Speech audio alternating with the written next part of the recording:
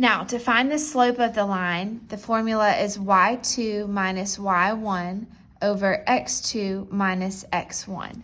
Your x1 and y1 just come from and x2 and y2 just come from two different points on your graph, okay? So to get those 2 points, we've got to pick 2 points on the line of best fit and use them to determine the slope.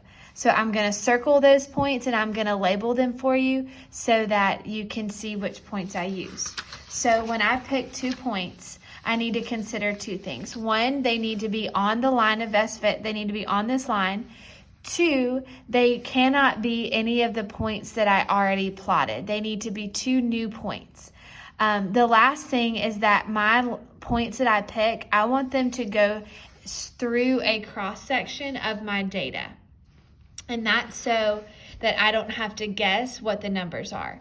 So looking at my line, I can see that like this would not be a good line point because it does not go through the exact center. This would not be a good point because it does not go through the exact center. I'm going to work my way up. This one looks like a great point because it goes exactly through the center. And this one as well. So these 2 points, they don't have to be next to each other. So I could keep on going up or down, let's see. And I could pick this point because it goes directly through the center. And I might do that just to show you. So I'm going to write beside it what this point is. So this is 0.75. And then this would be 2, 4, 6. So there's 0.75 and 6. That's my first point. Then I'm going to go up here. I'm going to pick this one just to show you that it doesn't have to be right next to each other. Because this is a straight line, so the slope down here should be the same slope up here. The slope is not changing. So this point right here is 3.75, and this would be 32. Okay, so those are the 2 points I'm choosing for my slope. Now, the higher number, these numbers are going to be the 2. So this is x2 and this is y2. The lower numbers, this is going to be x1 and y1. Okay, so now I just plug it in to find my slope. So right here, I'm going to say 32 is y2 minus y1, which is 6. And then 3.75 minus 0.75. And these are I need to include my units. So the x-axis, that is my volume. So that's, or okay, yes. Wait. Y is on top. Y is mass. And then in grams. And then on the bottom is volume in milliliters. Okay, so that's my mass and my volume. So I'm going to divide that out. So I've got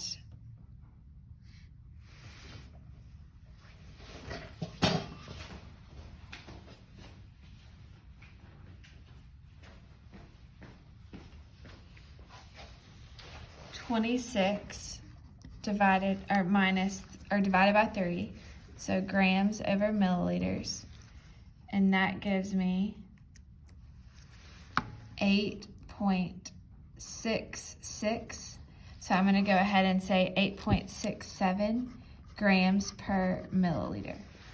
Okay, so that is my slope. Now, if you can tell already, this next question says, what does the slope of the line represent?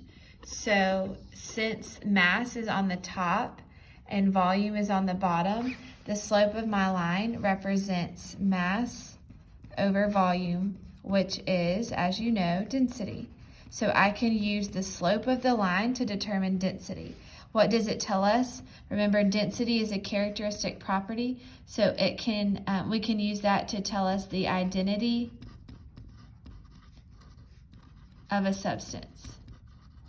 Okay, so we got 8.767 grams per milliliter as our slope, so that tells me that that's the density of that substance.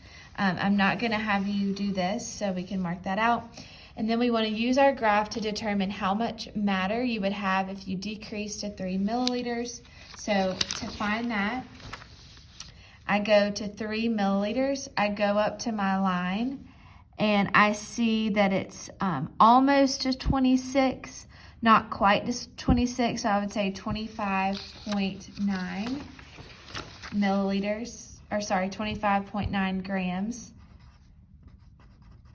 That's how much matter I would have if I decrease the volume to 3 milliliters.